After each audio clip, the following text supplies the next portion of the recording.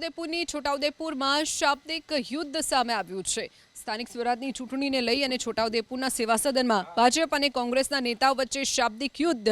પૂર્વ નગરપાલિકાના પ્રમુખ સંગ્રામસિંહ રાઠવા અને કોંગ્રેસ નેતા અર્જુન રાઠવા વચ્ચે તૂતુ મેમે થઈ હોવાના દ્રશ્યો પણ સામે આવ્યા। અંબાલા તાલુકા પંચાયત બેઠકના મહિલા ઉમેદવારને ભાજપના નેતાઓ ફોર્મ પરત ખેંચવા માટે લાવતા જ બંને નેતાઓ વચ્ચે સેવા સદન પરિસરમાં જ ઉગ્ર બોલાચાલી થઈ। કોંગ્રેસ નેતા અર્જુન રાઠવાએ ભાજપના નેતાઓને ગુંડા ગણાવ્યા।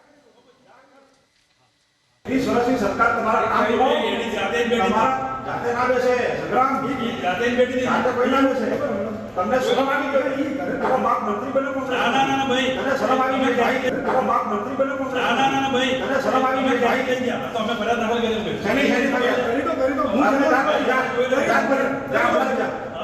અમે કઈ લઈ લઈએ આપણે સરકાર જા કરી દો બોલીએ કરી દો અમે તૈયાર હતા કરી દો ઉમેદવાર લઈને ફરિયાદ કરી દો